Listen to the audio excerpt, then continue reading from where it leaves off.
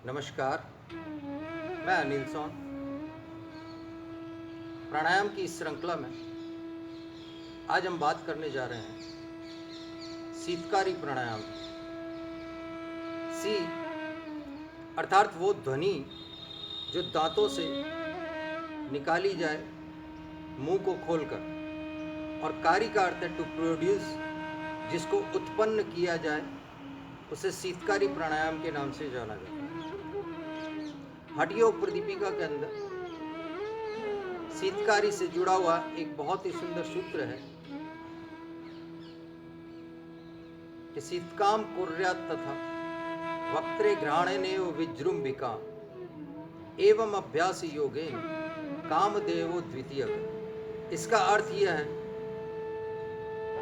कि अपने दांतों की पंक्तियों को ऊपर और नीचे की दोनों पंक्तियों को मिला लें, होठों को खुला रखें और दांतों के बीच से श्वास को खींचें।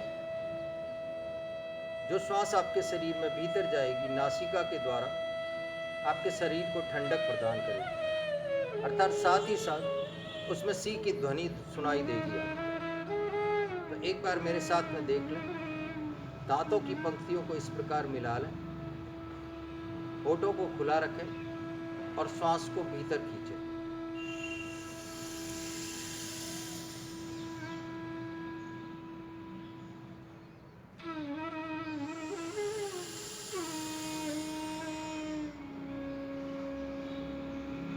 नासिका के द्वारा पुनः श्वास को छोड़ दें। इस प्रकार इसे शीतकारी प्राणायाम के नाम से जाना जाता है। शीतकारी प्राणायाम सामान्य रूप से गर्मी के मौसम में शरीर को ठंडक प्रदान करने के लिए, शरीर को ठंडा रखने के लिए, उसके तापमान को संतुलित रखने के लिए शीतकारी प्राणायाम किया जाता है। सामान्य रूप से आपने देखा होगा, जब जानवर एक दूसरे जानवर के पीछे शिकार के लिए भागता है तो आपने नोट किया होगा, जब वो जानवर थक जाता है तो थकने के बाद फिर मुंह से श्वास लेता है, नाक की बजाय मुंह से श्वास लेता है। इसी प्रकार हम एक माहौल में, हम समाज में जहाँ हम रहते हैं, जिस शहर में, वहाँ हम देखते हैं कई बार कुत्ते पीछे भागते हैं और जब वो थक जाते हैं तो थकने के बाद फिर मुंह से श्वास लेना प्रारंभ करते हैं। इसका कारण यह है कि वो अपने शरीर के तापमान को संतुलित करते हैं। थकने के बाद जो शरीर के अंदर गर्मी का एहसास होता है, उस गर्मी को ठंडा करने के लिए, अर्थात शरीर के तापमान को संतुलित करने के लिए शीतकारी प्राणायाम किया जाता है। अब इसमें एक दूसरी विधि भी बताई गई है।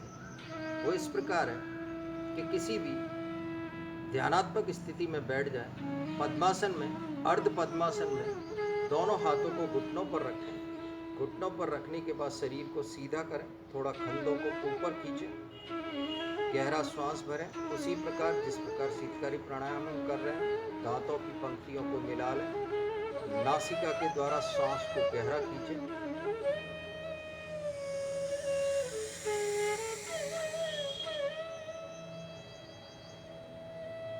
धीरे से जलंधर बंद लगा लें और साथ ही साथ मूल बंद लगा लें।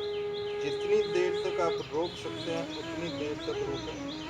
धीरे से पुनः मूल बंद को छोड़ दें पहले, उसके बाद जलंधर बंद को छोड़ें और गर्दन को सामान्य स्थिति में ले आएं, श्वास को सामान्य करते हुए। इस प्रकार ये दो विधियां हैं जो शीतकारी प्राणायाम की हैं। इस शीतकारी प्राणायाम में हमारे शरीर के तापमान को जो मेंटेन किया जाता है, वो तापमान गर्मी में ज़रूरत से ज़्यादा बढ़ जाता है। उस तापमान को संतुलित करने के लिए शीतकारी प्राणायाम किया जाता है। अब यहाँ मैं कुछ चीज़ें और बताना चाहता हूँ। शीतकारी प्राणायाम सामान्य रूप से जल से संबंधित, अर्थात शरीर को ठंडा रखने के लिए हमारे स्वादिष्ठान चक्र से कनेक्ट जुड़ा हुआ है। जब भी हम शीतकारी प्राणायाम करते हैं तो स्वादिष्ठान चक्र से संबंधित सारी बीमारियाँ खत्म होती हैं। तो पहले सूत्र में एक बहुत ही सुंदर लाइन दी हुई है, कामदेवो द्वितीयक। इसका अर्थ यह है कि शरीर इंसान का, जो व्यक्ति है, जो साधक इसे कर रहे हैं, उसका शरीर प्यार के देवता कामदेव के समान हो जाता है। इसका मतलब बहुत ही सुंदर शरीर हो जाता है।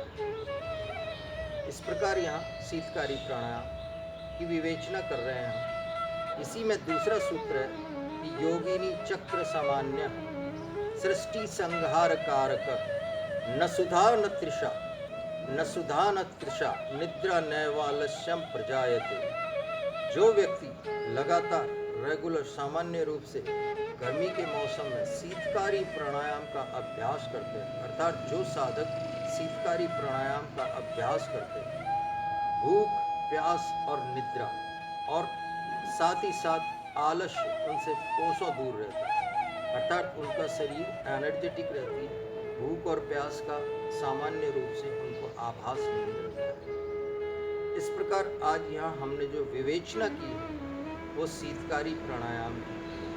साथ ही साथ जिन लोगों को कब्ज की प्रॉब्लम हो उनको शीतकारी प्राणायाम नहीं करना चाहिए, अन्यथा शरीर के दूसरे अंगों की मांसपेशियां सिकुड़ जाएंगी और सिकुड़ने से कब्ज कॉन्स्टिपेशन की प्रॉब्लम और ज़्यादा बढ़ जाती है। साथ ही साथ जिन लोगों का तापमान नीचे रहता है, अर्थात जिनको निम्न रक्तचाप की परेशानी है, उनको शीतकारी प्राणायाम कम से कम करना चाहिए। धन्यवाद। नमस्कार।